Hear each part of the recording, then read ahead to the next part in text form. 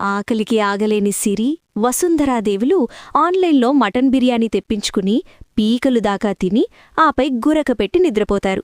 మరుసటి రోజు ఉదయం లార్తనే ఇంట్లో సుప్రభాతం వినిపిస్తుంది. పూజగదిలో తులసికోట వద్ద చూస్తే పూజ చేసినట్టు అర్థమవుతుంది.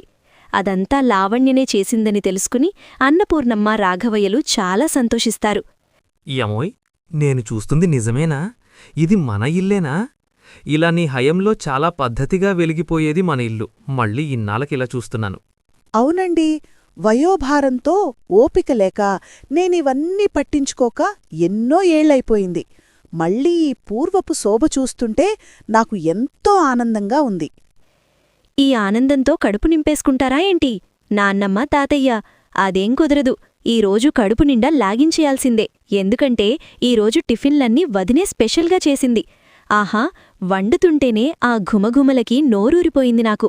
పదండి పదండి, త్వరగా టిఫిన్ చెయ్యాలి. సౌమ్య ఆనందంగా, ఆత్రంగా నాన్నమ్మ, తాతయ్యలతో డైనింగ్ టేబుల్ వద్దకు వస్తుంది.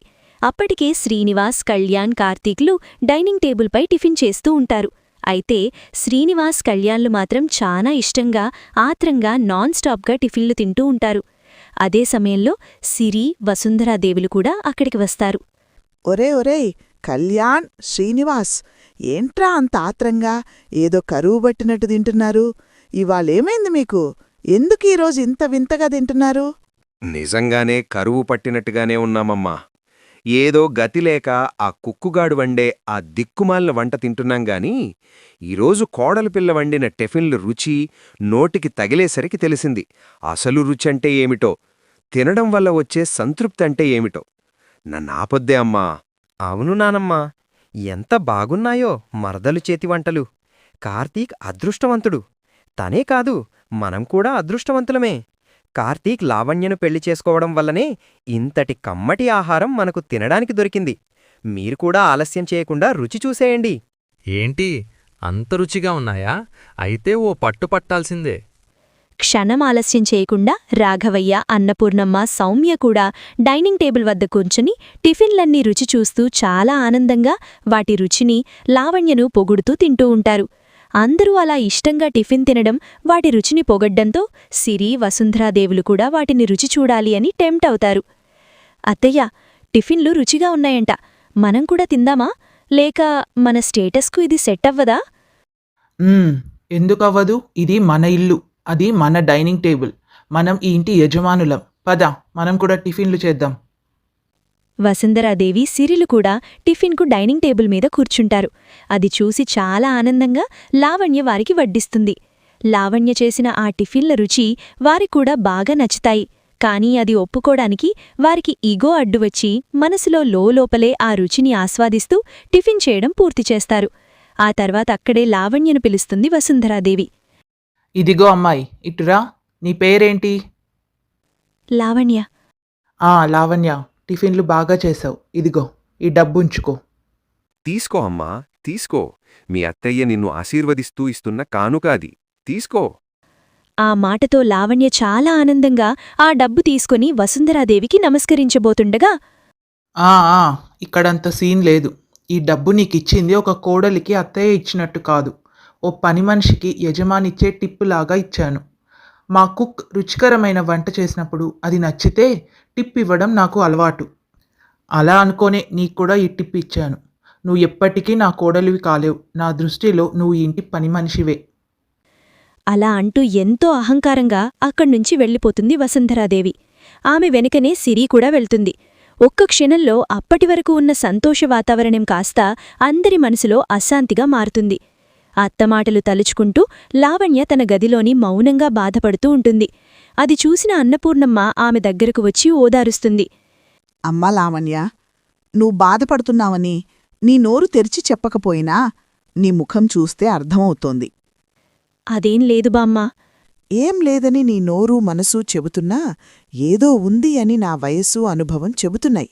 చూడమ్మా, వసుంధరాదేవి మంచి మనిషి. కాకుంటే తన గుణమే కాస్త అహంకారభరితం. ఆ పెద్ద కోడలు సిరిది కూడా అదే బాణి.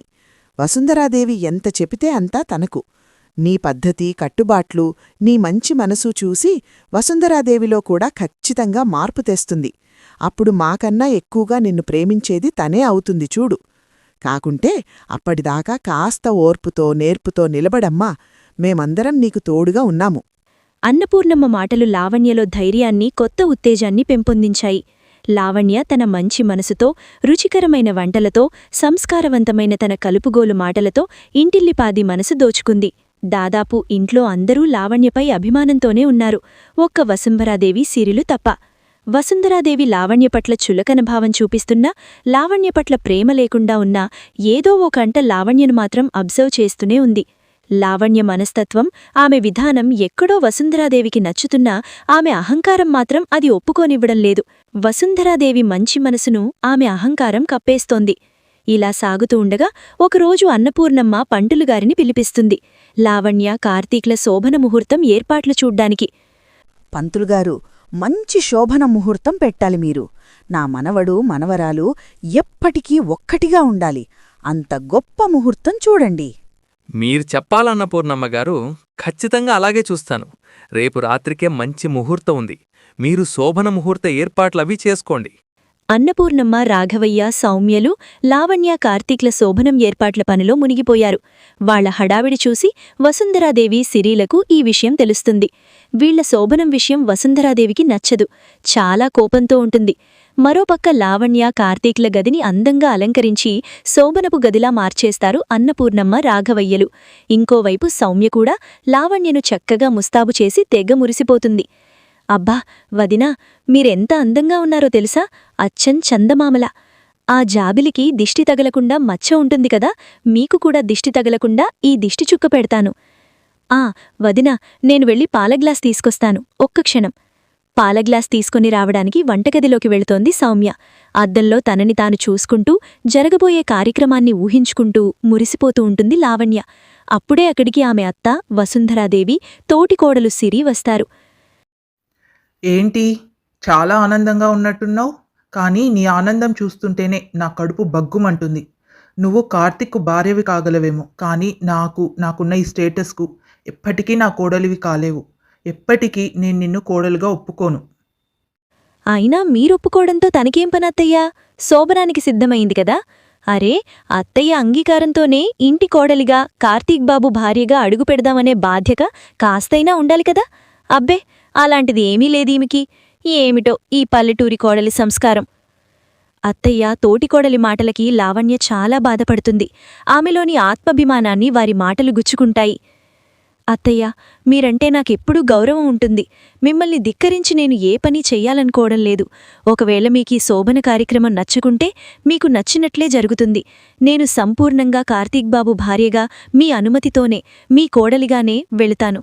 నేను మీకు మాటిస్తున్నాను, ఈ ఇంటి కోడలిగా నా బాధ్యతలు నెరవేరుస్తూ మీ కోడలిగా మీరు అనుమతి ఇచ్చిన తర్వాతే కార్తీక్ బాబుతో భార్యగా పూర్తి సంసార జీవనం మొదలుపెడతాను. తమ పాచిక పారిందని వసుంధరాదేవి, సిరిలు ఒకరి ముఖాల్లోకి ఒకరు చూసుకుని అహంకారంగా లోలోనే ఆనందపడతారు. ఆ తర్వాత ఏం జరగనట్టే వారిద్దరూ అక్కడ్నించి వెళ్ళిపోతారు. అనంతరం లావణ్య పాలగ్లాస్ తీసుకుని కార్తీక్ల గదిలోకి వెళ్తుంది. ఎన్నో ఆశలతో ఎదురుచూస్తున్న కార్తీక్ ఆశలన్నీ నేలపాలు చేస్తున్నట్లు లావణ్య తన మదిలోని మాటలను కార్తీక్కు చెప్తుంది. కార్తీక్ బాబూ, నా మాటలు ఖచ్చితంగా మిమ్మల్ని బాధపెడతాయని నాకు తెలుసు. అందుకే ముందుగానే క్షమాపణ కోరుకుంటూ నా మాట మన్నించమని వేడుకుంటున్నాను. లావణ్య, నువ్వు ఏం చెప్పాలనుకుంటున్నావో ధైర్యంగా చెప్పు. నేను ఎప్పుడూ నీ మాట కాదనేవాడిని కాదు. నువ్వేం చెప్పినా దాన్ని నేను తప్పకుండా గౌరవిస్తాను. కార్తీక్ బాబూ, అత్తయ్య మనస్ఫూర్తిగా నన్ను కోడలిగా అంగీకరించిన తర్వాతనే మనం ఒకటవ్వాలని నేను ఆశపడుతున్నాను. ఇది నా కోరిక. ఈ నా కోరికను మీరు తీరుస్తారా? నీ మనసు నేను అర్థం చేసుకోగలను లావణ్య. పైగా పెళ్ళయ్యాక నన్ను నువ్వు అడిగిన మొదటి కోరిక ఇది. అలాగే నీ ఇష్టప్రకారమే జరుగుతుంది. అయితే నీలాగే నాకు కూడా ఒక కోరిక ఉంది. అది తీరుస్తావా మరి? ఏమిటది కార్తీక్ బాబూ? నువ్వు ఎప్పుడూ సంతోషంగా ఉండాలి. అదే నా కోరిక. ఎప్పుడూ నవ్వుతూ ఉండే నిన్ను చూస్తూ నా జీవితం అంతా హాయిగా గడిపేయాలి. మీరెంత మంచివారు కార్తీక్ బాబూ. వసుంధరాదేవి అహంకారానికి, కుట్రకు లావణ్య, కార్తీక్ల శోభనం ఈ విధంగా వాయిదా పడింది. లావణ్య చేసే ప్రతి పనిలోనూ తన అత్త శాంతిని మెప్పించాలనే ప్రయత్నం. కానీ అంత తేలికగా దిగడానికి వసుంధరాదేవిది కోపం కాదు, అంతకు మించిన అహంకారం. అదంత తేలికగా ఎలా దిగుతుంది? అయితే వసుంధరాదేవి పక్కనే ఉండే సిరి మనసును తన మాటలతో ఇంకా మార్చేస్తూ పరిస్థితిని కష్టతరం చేస్తోంది. అందుకు కారణం సిరి మనసులోని దురాలోచన. సిరికి ఒక చెల్లుంది. ఆమె లండన్లో ఉంటుంది. ఆమెలు కార్తీక్కి ఇచ్చి పెళ్లి చేస్తే ఆ ఇంటి పెత్తనమంతా తన చేతుల్లోనే ఉంటుందనేది సిరి దుర్బుద్ధి. అందుకని వసుంధరాదేవి మనసులో తన చెల్లి శ్రావ్య గురించి గొప్పగా చెప్పి పాజిటివ్ ఉద్రవేసింది. అవునా, అలాగా, మంచిది, త్వరగా వచ్చి, ఎంతో ఆతృతగా ఎదురుచూస్తున్న నీకోసమే. ఏంటి విషయం అంత ఆనందపడిపోతున్నావు? ఎవరు ఫోన్లో? నా చెల్లి శ్రావ్య అత్తయ్య లండన్లో తన చదువంతా పూర్తయిపోయిందట. రేపే ఇక్కడికొస్తోంది. అన్నీ బావుంటే కార్తీక్కు భార్యగా అయ్యి మీ స్టేటస్కు తగ్గ కోడలి అనిపించుకునేది. పచ్, ఏం చేస్తాం? ఇప్పుడు మాత్రం ఏమైంది? ఏదైనా చేస్తాం నా స్టేటస్కి తగ్గ కోడల్ని తెచ్చుకోవడానికి.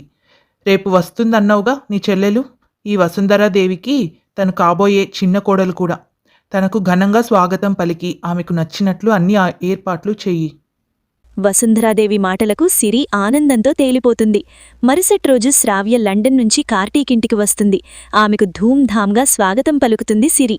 శ్రావ్య రాకతో లావణ్య జీవితం ఏ మలుపు తిరగబోతుంది? ఆమెను ఈ ఇంటి చిన్న కోడలుగా చేయాలనే సిరి వసుంధరాదేవిల కోరిక నెరవేరుతుందా? ఈ సమస్యను లావణ్య కార్తీకులు ఎలా ఎదుర్కోబోతున్నారో వేచి చూడాలి మరి. ఇప్పటివరకు మీకు ఈ వీడియో నచ్చినట్లయితే తప్పకుండా లైక్ చేయండి, షేర్ చేయండి.